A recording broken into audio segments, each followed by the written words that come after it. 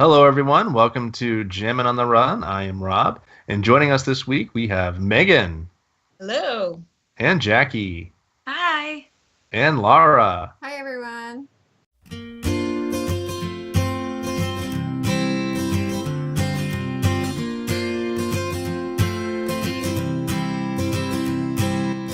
And this week we're going to be getting into the mental aspect of running, how to overcome some of those mental games. But first, as always, Laura, we want to give some shout outs to some folks. Is that right? I am. And since we are still so excited about registering early for the Dopey Challenge, yay. I hope you're not. You're going to hear about this all the time, so I just know get you used. guys by the end of the year are going to be like, oh God, no more Dopey. We are Like going we're to only 11 give, months away. I'm going to give a quick shout out to those subscribers who have told us that they are registered for Dopey already because we're so excited for them. And that is going to be Rob Z. I'm not going to try to say your last name because I'm going to mess it up. Congratulations to Ryan Teets and my friend Kimberly Estabrook and Nicole Schuster. Congratulations, everyone, for getting into Dopey. Challenge Woohoo. accepted. It's going to be a great weekend. That's gonna be a party. That's going to be an amazing weekend. But yeah, so let's get to it. Like, how do we stay motivated on our runs, our training runs, our races, regardless of distance? So let's start with you, Laura. What is one thing that came to mind when we were kind of throwing this topic out there? All right, so this is my number one mental trick to get me through a long run. And that is I'll take the whole distance of the run, say I'm doing like a 20 miler, I'll divide it by half and then add one. So for 20 miles, that would be mile 11. I focus on just getting to mile 11 because then I am over 1 mile over the halfway point.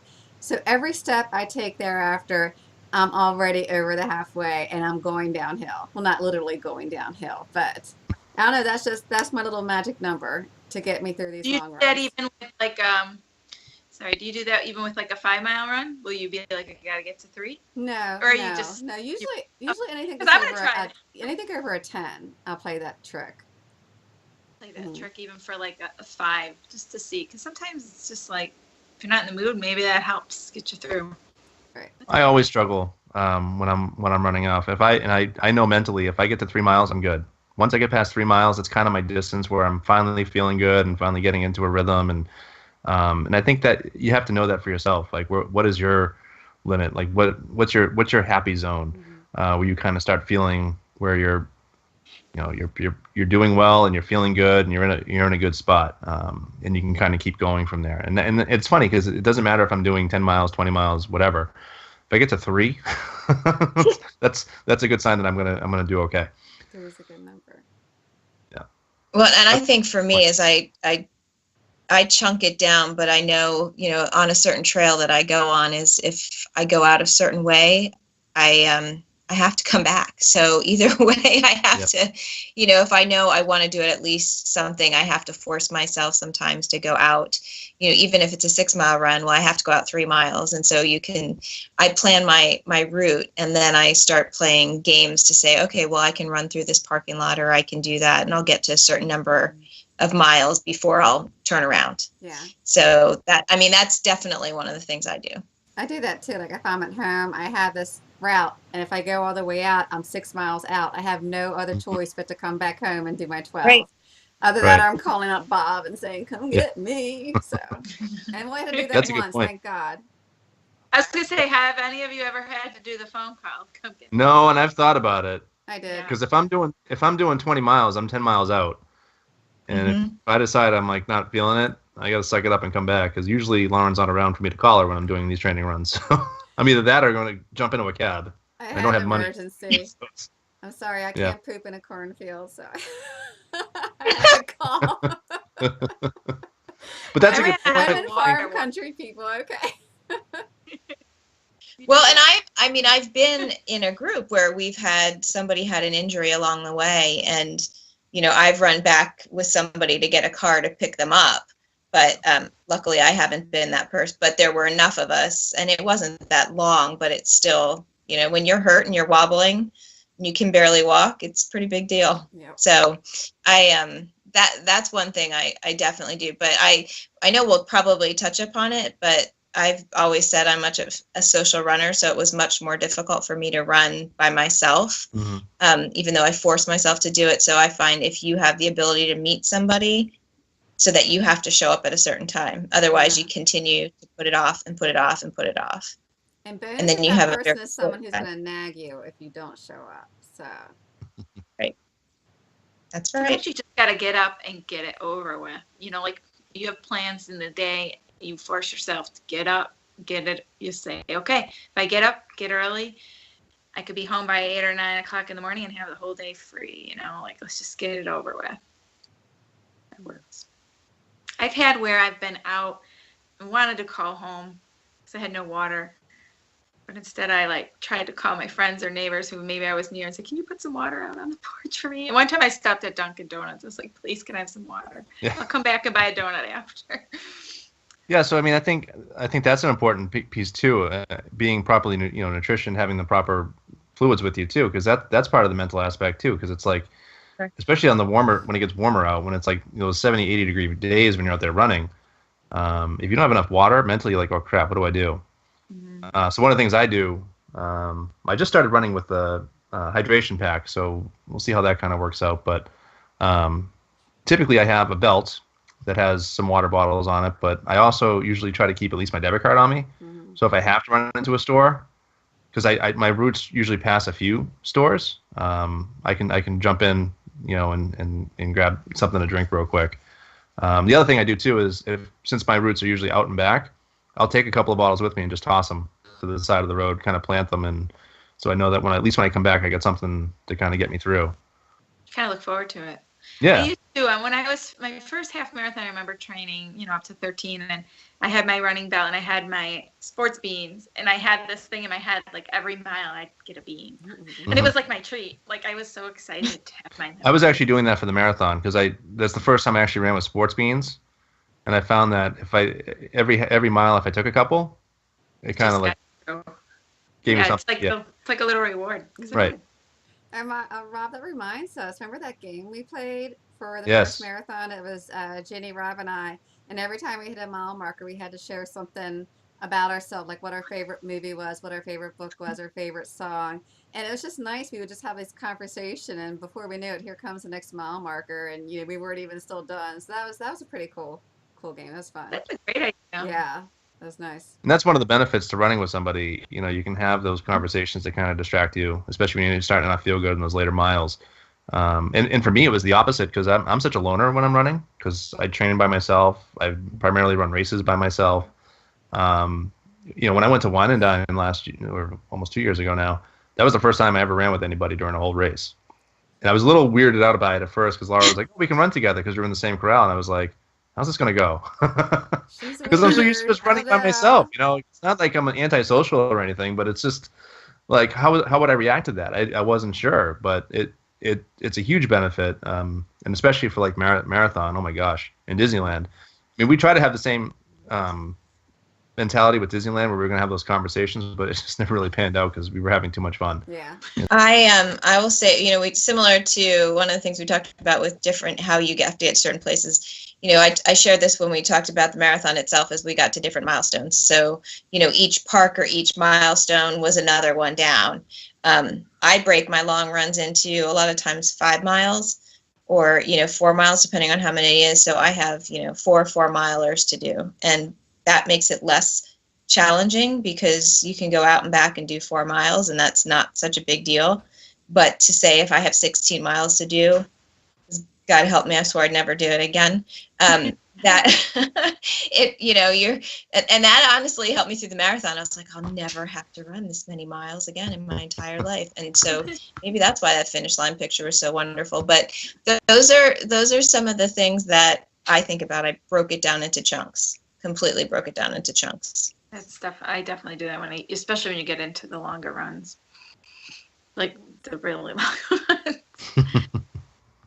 I know I run through a park and it's like 2 miles, so it just breaks it down because I'm like, okay, I got to go around 10 times or whatever, even 6 or 7 times. It's definitely helpful if you have a route that and you can get used to the miles without having to look. If you mentally know where you are at each mile marker, it definitely helps. And I think having that type of a route, and with Mayan, I can do a 4-mile run. I can do a 20-mile run.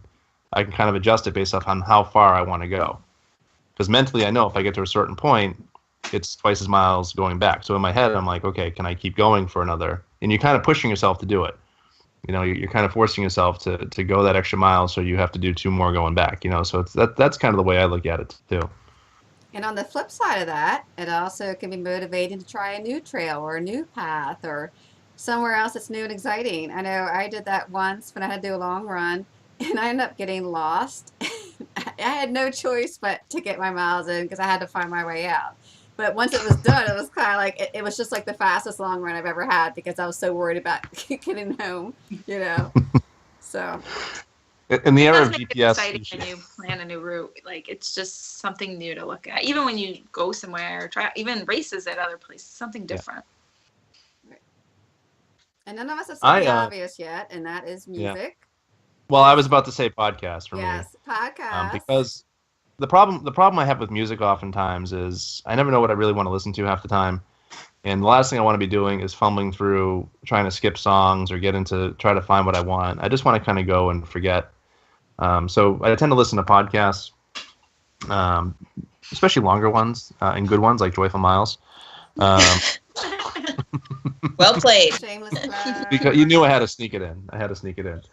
But there, try to find entertaining ones. There's so many different topics out there that are interesting to me. So do you have a favorite go-to, or are you all over the place? I mean, mine definitely skew more towards like Disney. There's a lot of Disney ones I listen to.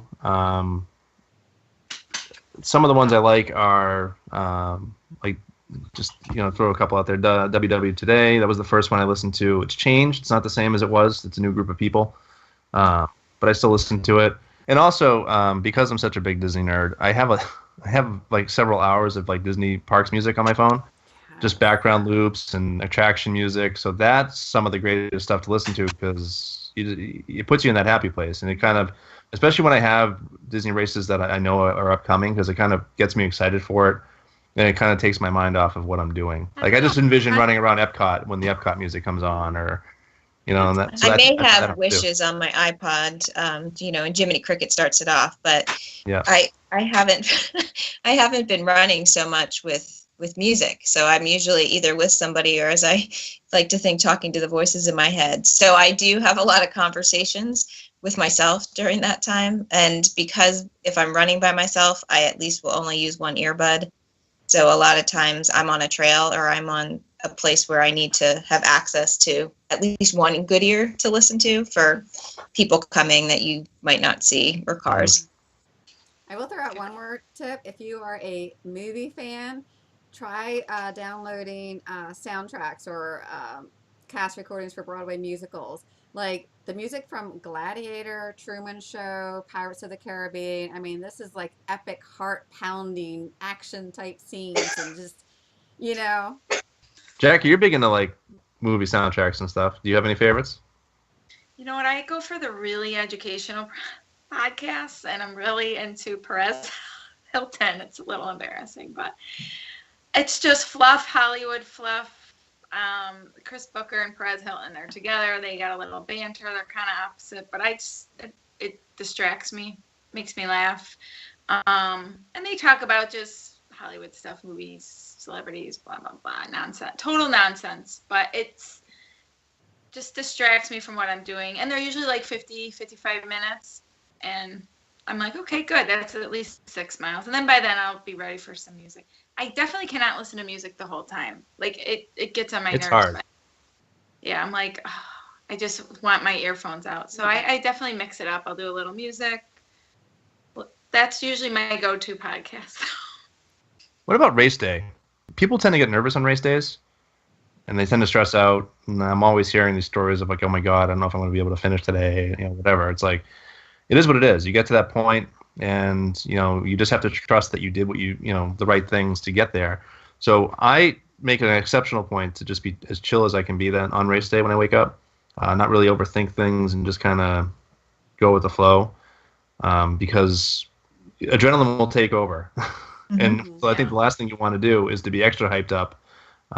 So I avoid coffee. I avoid anything that will get me too excited before a race, because once you get going, it's like, ooh, so you don't want to crash too early. And, just kind of keep it. And again, you've done everything you can do at that point. So why worry about it?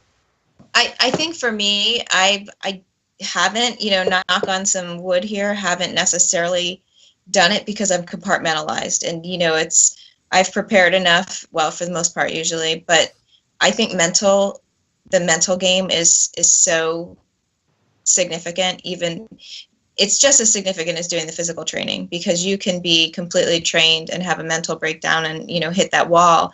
And what do you do to get past that wall? Whereas, this marathon weekend, yes, I wasn't as trained as I should have been. I've had some challenges from even an injury standpoint, but I had committed to, run, and I had mentally wrapped my head around it. So the fact that I had mentally wrapped my head around it, I felt that was pretty good. It was going to take something significant for me not to finish. I think it's important to know what your wall is. In your training, you're going to know when you get to that point. For me, for marathon, it was 17 miles. I knew during training, and I knew going into the race that 17 was going to be like my threshold, where if I hit that wall at that point, I knew it was going to be tough to overcome. And I did. That was roughly when I did hit that wall. But I felt comfortable with it because I was expecting it. It's a little easier when you know it's coming and you can get through it. But if you're not sure, if you're going to go out there and say, "Hey, I'm going to run 26 miles without having to stop or whatever," that's not realistic, at least not for me. Yeah. So I think understanding what your limits are, so that when you kind of get to them, they become a little bit more, I don't want to say easy, but certainly more doable to push through. Anybody have any thoughts on that? Or I do a lot of visualization. Holy crap, I could not get that word. It's a big one. That's a $5 one. It's very late when we tape these, by the way. No, but I visualize a lot. Like even when I'm training, like if I don't feel like going out, I'll visualize the race and how do I want to feel on that day? Do I want to feel prepared? Do I want to feel ready? Or do I want to feel stressed and guilty and ashamed because I know that I'm not as trained as I should be? And then I visualize myself at the finish line. How do I want to feel then? Do I want to feel energetic with my hands in the air and proud? Or do I want to be crawling and feeling like I'm barely going to make it? So I think about these questions and how I want to be on that day, on race day. And I use that visual, sight of me just being so excited with my medal to motivate me to get out the door. Or during the run, or the race, if I'm struggling, I will visualize the finish line and, crossing it and just, getting the beer afterwards and one hell of a, reward meal. So I do a lot of that. That's another. I think reward meals definitely motivate me, because sometimes someone will be like, "Hey, Jeremy will be like, want to go to dinner tonight? Want to go get some wings?" And I'll be like, "Well, I got to do a run." And then in my head, I'm like, if I really want to enjoy the wings and feel like I earned them, I got to do at least this amount of distance. That'll push me because I want those chicken wings. So definitely rewards help, whether it's the medal or the food. Or beer. And speaking of races, a big motivation for me is to pay for a race, because I'm a little bit of a tightwad. And, I'm sorry, I'm now hearing people for Princess who haven't been running at all. And I'm like, oh my gosh, how expensive is this weekend? And you're not going to train. I just So yeah, the actual act of paying for a race is always enough to get me training. So, because I don't want to waste the money. That's why I'm signing up for as many races as I can this year. Like, I get, sometimes you get swept, you have an injury, things like that. But you don't want to get swept. I don't want to get swept because I didn't train. Like, to me, it's like I would be upset with myself. Like, I don't want to have to tell everyone that I didn't train enough. That's for me, that's my proudness. Now, again, I understand sometimes there's situations, so I'm not bashing anyone who got swept. But for me, that's a fear. I don't want that to happen. Yeah. So training prevents that fear from happening. Yeah, because you cannot pixie dust your way through a lot of these bigger races, especially Dopey. Oh my goodness. And I think understanding, having those moments, those bad experiences, whether it's a bad training run or a bad race. I remember last year running the Runners World Challenge. It was a 5K and a 10K right after each other, and then the next day it was a half. And I was so not prepared for that. I thought I would be, but I wasn't, and I had some of my worst times ever. Granted, it was like 90 degrees out, middle of July. It didn't help, Hot. but you know, it was.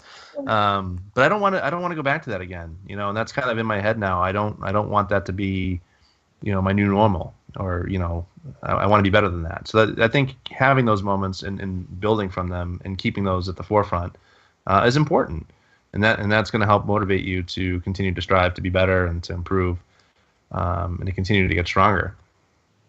I think the other thing is you need to be realistic. So, you know, when we talk about, you know, how you mentally prepare, you know, one of the things for Wine and Dine, we weren't going to do Wine and Dine. I decided at the last minute, even though I was probably working on like next to no sleep, is I looked at it as a training run. So I was still signed up for marathon. I took it as a training run, good, bad, or indifferent. I was getting 3 shiny medals after just having a training run. And so my mentality for that was, okay, we'll take it as it comes. I tried out different intervals. You know, for me, it was the opportunity to try different things because I wasn't expecting anything particular.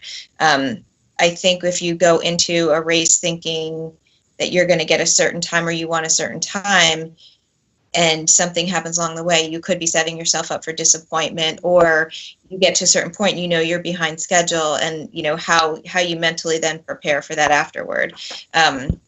You know, there's times where I wasn't gonna, and then I realized I was going faster and I could have a good proof of time. I was like, oh, I better bust it a little bit faster for some of these other races that I wasn't gonna do. So you know, sometimes the weather's horrible and you're like, I really don't want to do it, but you know, for a race that I'm signed up for, it's a little bit easier to show up for a race, I think, sometimes than to bail on a training run. So mentally, you know, whatever works. I mean, you got to figure out what your trigger points are and what works for you versus someone else, because everyone's different.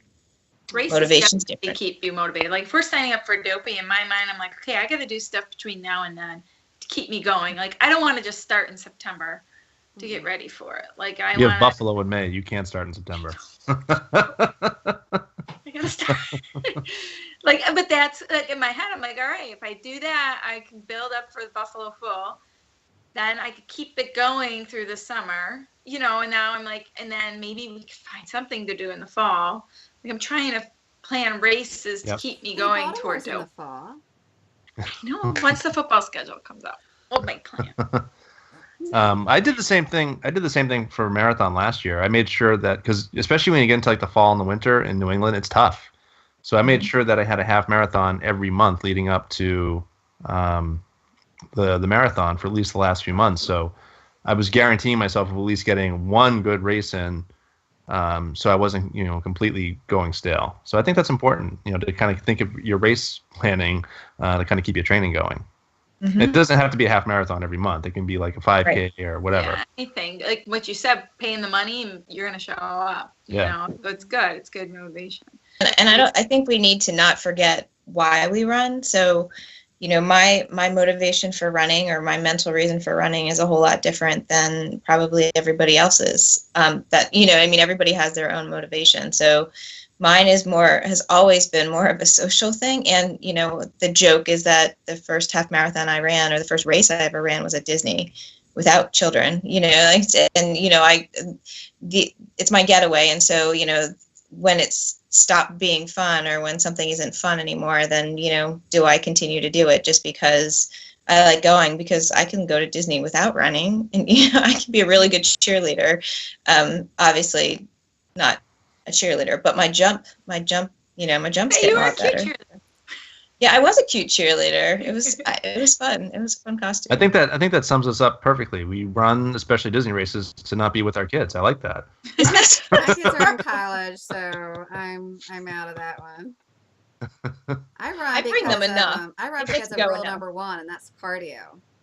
When the zombies come, I'm going to be ready. Of course, I'm injured now, so I'm like the first one to go. So maybe not. Oh. And that's a Zombieland reference, in case anyone has never seen the movie Zombieland. No, never saw it. Sorry. It would make sense if you saw the movie. Okay, never mind.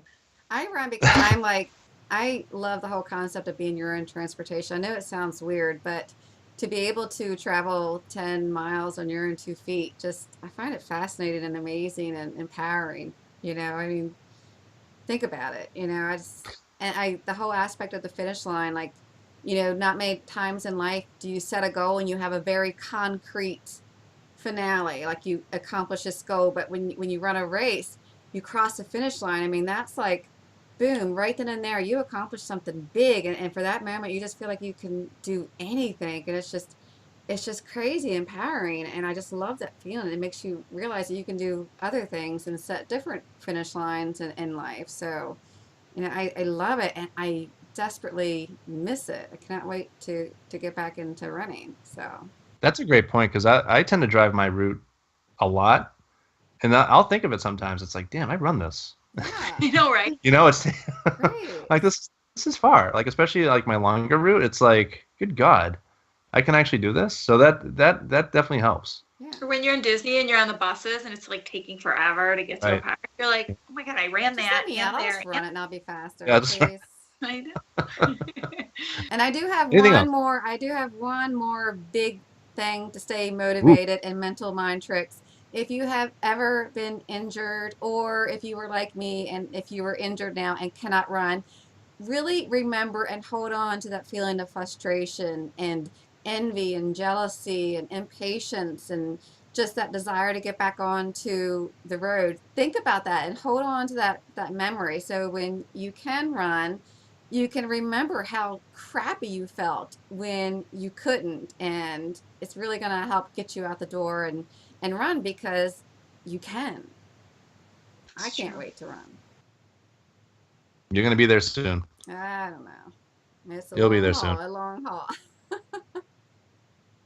Just remember, you and Megan will be crossing the finish line next year at Marathon. What? I am the only one who wasn't signed up. Did she tell you yes? That's so awesome, Megan. I'm so She's gonna do happy. it. I have not signed up yet. We have Yes. a while. Yet. Yeah. Signed up. So I think that'll do it for us this week. Want to thank you for watching. If you like what you're seeing, give us the thumbs up and click the subscribe button so you don't miss a thing. Princess is coming up. Laura's kind of the princess expert. These girls have a lot of input on Princess. We'll be talking about that in the coming weeks too. And any of the links below will get you to our different social media, so you can reach out to us and leave us your comments and let us know what you're doing to overcome your mental struggles when you're running. What did we forget? So for Megan, Jackie, and Laura, we want to thank you for watching this week, and we'll see you next week. Have a joyful day.